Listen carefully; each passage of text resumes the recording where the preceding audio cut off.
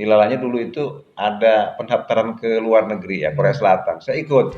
Serius Bang? 3 tahun jadi kuli jadi sana. Mas, 3 tahun, 96 berangkat, 99 saya pulang.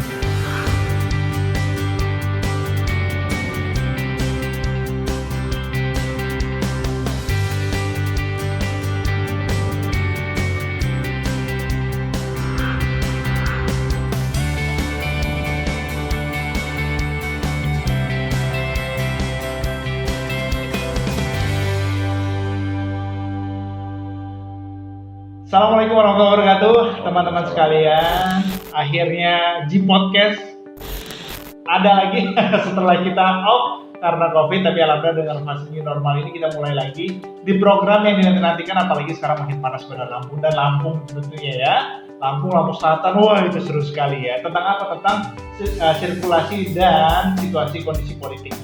Nah, di podcast kali ini hadir lagi bersama saya Julian Syah tentunya dalam program edukasi politik.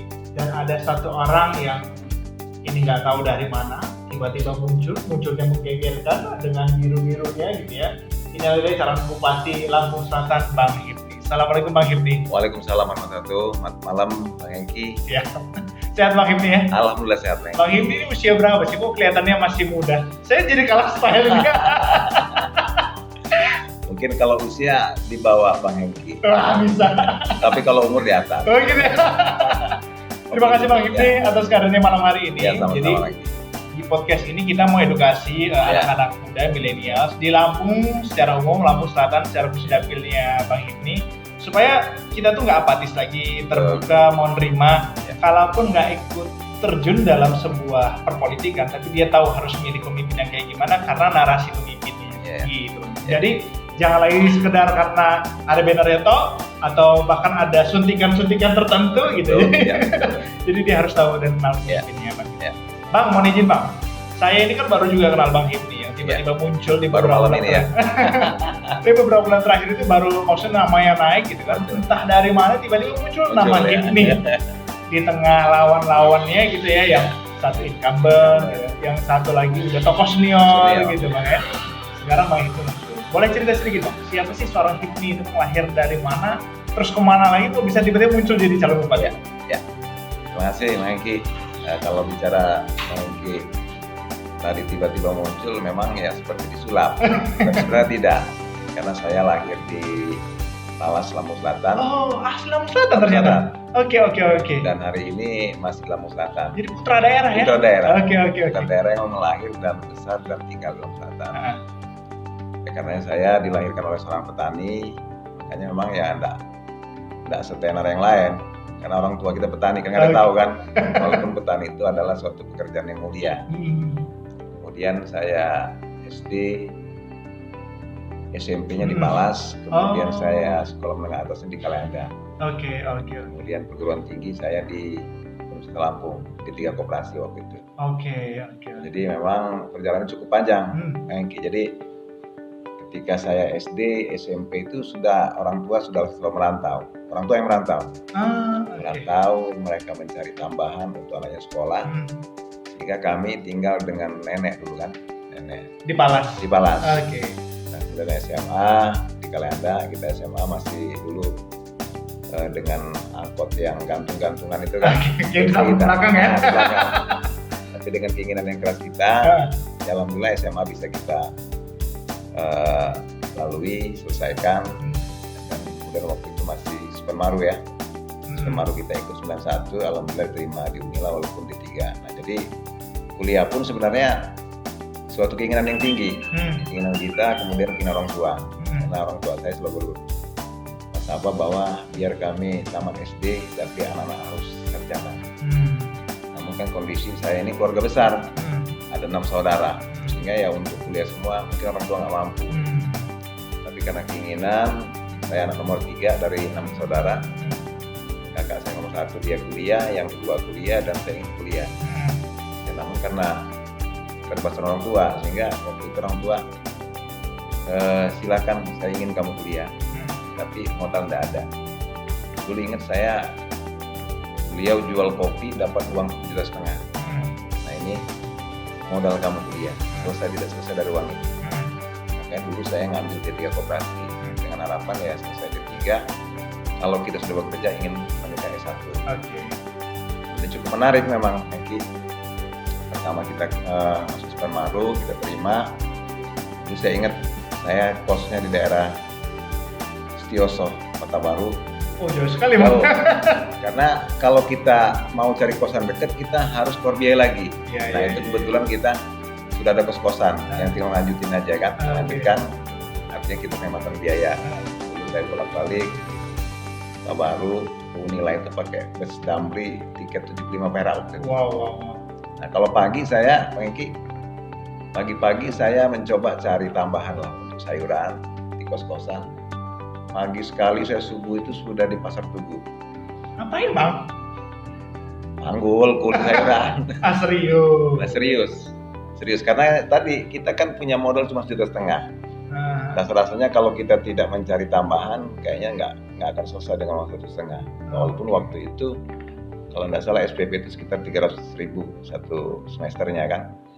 Tapi kalau kita hanya mengandalkan itu, rasanya tidak selesai kuliah kita. Makanya saya melakukan itu semua untuk bagaimana kuliah berjalan, walaupun dengan keterbatasan keuangan. Jadi menopang kuliah dengan pagi-pagi nguli. Nguli panggul, dapat duit, dapat sayuran. Kemudian saya, karena dulu kan kalau kita kuliah itu kan apalagi anak kos, mencari jalan bagaimana makan siang itu bisa gratis. Oke. Makanya kita ikut aktivis. Dulu ikutin kegiatan kemahasiswaan. Kebetulan memang karena kita D3 koperasi, kebetulan kan dulu di melakukan anak kopma, koperasi mahasiswa. Iya. Untuk pengurus. Nah di situ kita mulai mengembangkan usaha mahasiswa. Jadi saya ingat dulu dapat tahun 92-93 itu dapat job, kita disuruh buat map PTN. Jadi dulu kalau nggak salah jual map itu harga 400 perak, tapi modalnya cuma 120 sampai 150 perak. Jadi kita beli, karena kita jobnya semua kan, dulu map itu bisa 17.000 pengadaannya kan. Kita beli karton yang lempengan, kita cetak bareng-bareng teman-teman mahasiswa. Makanya dulu di kos-kosan itu ya tempat nyetak itu. Jadi ada di mahasiswa di tingkat ikut bareng-bareng. Oke. Nah dari situ memang kita lihat bahwa ternyata kita yang tidak punya kemampuan keuangan dari orang tua, tapi kita mampu. Sehingga walaupun sifatnya kalau Kopma ini kan tempat belajar, tapi memang karena di situ ada bisnisnya, jadi kita mengembangkan entrepreneur kita di sana. Oke. Jadi saya bahasakan dari kuli sayur panggul akhirnya belajar bisnis di organisasi kemahasiswaan. Dan lulus jadi pebisnis langsung. Waktu itu saya masih sempat kerja di perusahaan swasta. Cuman karena memang basic kita ini bukan sebagai pekerja di depan meja. Orang lapangan. Tahun 95 saya pernah sempat kerja di salah satu perusahaan terbesar di Lampung ini. Kalau dulu di Sweet Indo Lampung, Sukar Group kalau sekarang. Cuman karena kita memang jiwa kita bukan seorang pekerja di depan meja. Pengen rasanya kita ini keluar. Nah sehingga saya mencoba dulu ke Jakarta. Jakarta saya coba bisnis kuliner. Pagi kita buat kulinernya, sore kita jual. Namun karena dulu kan di zaman waktu itu kan sulit, apalagi kita ini kan mahasiswa yang di aktivitas mahasiswa, di UKM mahasiswa, sehingga kita juga aktivis kampus lah kan. Jadi memang ya ada satu pro kontra lah dalam satu pikiran kita. Kalau saya begini-begini terus kayaknya mungkin saya tidak bisa mengembangkan apa yang pernah dulu saya lakukan di kampus. Nilalanya dulu itu ada pendaftaran ke luar negeri ya, Korea Selatan. Saya ikut. Serius Pak? 3 tahun jadi kuli sana. Mas, 3 tahun, 96 berangkat, 99 saya pulang. Itu kan lagi masa-masa baru kebuka Korea kan? Betul. Iya kan? Iya, betul. Saya tahu betul itu. Iya. Karena saya udah 2 kali hijrah di Korea dan masih ada tuh anak 97 di situ. Masih 2.250.000 waktu berangkat. Iya. Di daerah mana? Saya di Ansan. wah itu mah pusatnya orang Indonesia. Betul, karena tempat orang Indonesia pokoknya. Nah teman-teman sekalian, kebetulan saya itu dapat kesempatan 2 kali ngisi training kepada para buruh migran kita gitu ya di Korea Selatan. Dan memang paling ramai Ansan. Betul. Dan saya paham betul kehidupan perantau di Korea, Pak. Betul. Banget tuh. Keluarga jauh. Sekarang masih bisa video call, dulu pas suruh kita berapa kali Lu teleponnya telepon ini kan, telepon Telkom dulu kan. Abang pernah di laut nggak? Saya enggak, karena saya di karoseri mobil. Dan saya tahu teman-teman, itu begitu dengar orang Indonesia meninggal itu Bang, sekarang aja ngirimnya masih butuh waktu ya Bang, apalagi zaman itu. Zaman waktu itu. Jadi itu tuh kayak udah hidup mati. Pokoknya kalau udah merantau tuh udah bismillah, kita kalau memang ini innalillahi rajiun kan. Itu semua harus ikhlas Ya, zaman itu. Orang tuh harus ikhlas juga. Oke. Demi untuk masa depan kita. 3 tahun saya di sana, saya pulang. Tapi ini udah lulus kuliah? Sudah. Saya lulus kuliah kan 94. Jadi lulus kuliah masih mau ke Korea ya? Ke Korea saya. Makanya sangat bertolak belakang kita di sini. D3 Koperasi di sana megang mesin CNC kan. Iya. Yang berkaitan dengan spare part mobil Hyundai waktu itu. Iya. Makanya cuman tujuan kita, masa iya kita nggak bisa cari modal kan. Ya alhamdulillah waktu itu memang karena krisis ekonomi melanda dunia dan Indonesia termasuk kan. Sehingga dari dolar 2050 sampai dolar sampai 20.000. Ya mungkin berkah juga bagi TKW, bagi tenaga kerja Indonesia di luar negeri kan. Karena lonjakan daripada jatuhnya rupiah kan waktu itu. Nah jadi pulang kita coba tahun 99 saya pulang, saya langsung. Berarti 1 periode doang ya? 3 tahun. Iya. 3 tahun. Ya dulu pihak perusahaan inginnya saya nambah lagi. Tapi pikir saya selamanya kita di luar negeri sebagai TKI ini saya rasa nanti pulang malah kita ketinggalan kan. Iya. Nah, saya coba pulang dengan perolehan uang yang ada.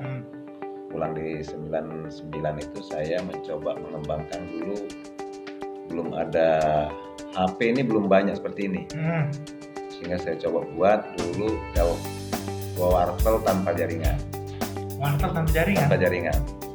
Oke. Nah, saya bikin beberapa titik, ya lumayan dulu satu wartel itu ada yang omset 2 juta sehari ya. Ada yang baru 1,5 juta. Di total saya punya wartel 5 wartel lah, 5 tempat. Oke. Nah, dulu kan memang nggak ada HP dulu kan. Betul. Ada tapi orang tentu saja. Itu langka. Orang kaya yang punya HP. Tapi kita manfaatkan peluang itu. Ya, lumayan. Ya namanya digital ini kan semakin kesini kan harus ikuti. Iya. Sudah banyak HP ya makin sepi kan. Nah, jadi tahun 2 tahun 2000 saya menikah.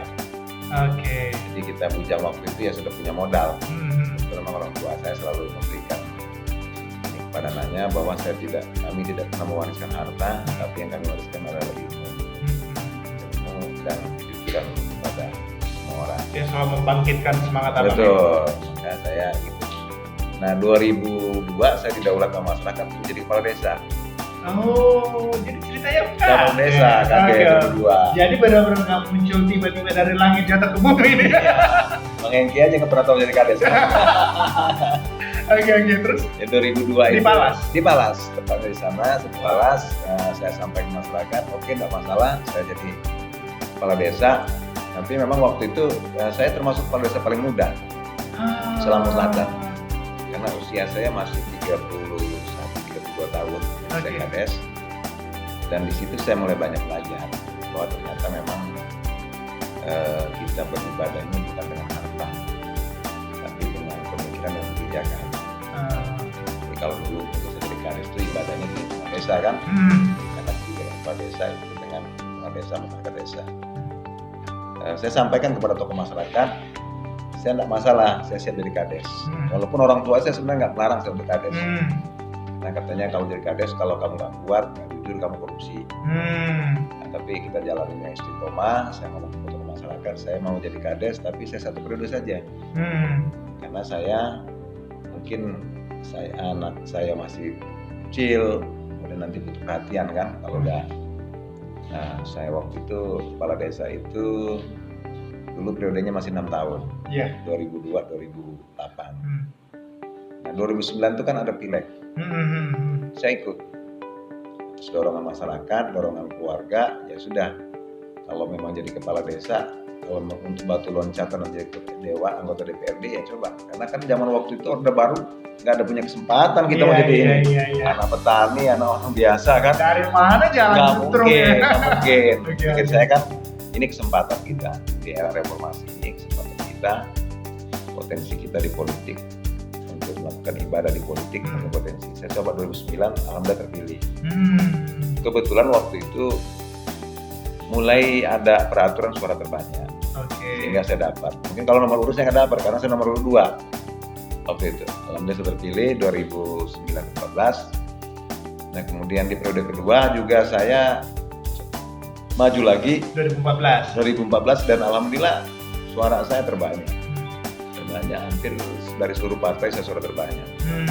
Bahkan yang 2004 itu saya hampir 2014 itu saya maju, itu 2009 saya maju itu hampir ya tidak menggunakan pos yang tinggi. Dengan modal yang ada dulu kan kepala desa nggak seperti sekarang. Dulu namanya ada bandes 12 juta setahun. Kalau sekarang kan ada dana desa yang cukup besar. Artinya dulu alumni kepala desa itu ya memang tidak dapat apa-apa kita. Memang harus investasi sosial yang tinggi. Betul, tapi investasi sosial tinggi. Sehingga 2009 kita maju terpilih dengan modal dari desa itu dan desa lain yang tahu dengan kinerja kita. 2014 saya maju lagi karena kita investasi 2009-2014 sudah cukup baik. Dan 2014 kita maju, boleh dikatakan finansialnya cukup menggunakan pos yang sangat rendah. Jadi ceritanya modal politik dalam tanda kutip ini, modal politiknya adalah memang sudah ngurusin Lampung Selatan selama 2 periode. Lagi yang Baik. Nah langsung aja Bang, saya izin skak nih. Biar langsung tajam, biar anak muda tahu visinya. Sekarang tuh Bang Hip itu udah beres ceritanya kan, pasti kita nih bisa ngambil judul atau cerita kehidupan Bang Hip itu mantan tukang panggul sayur menjadi anggota dewan. Udah wow loh Bang. Terus mantan TKI Korea jadi anggota dewan, itu udah keren banget. Terus mau ngapain lagi mau jadi bupati nih? Ya. Ceritanya.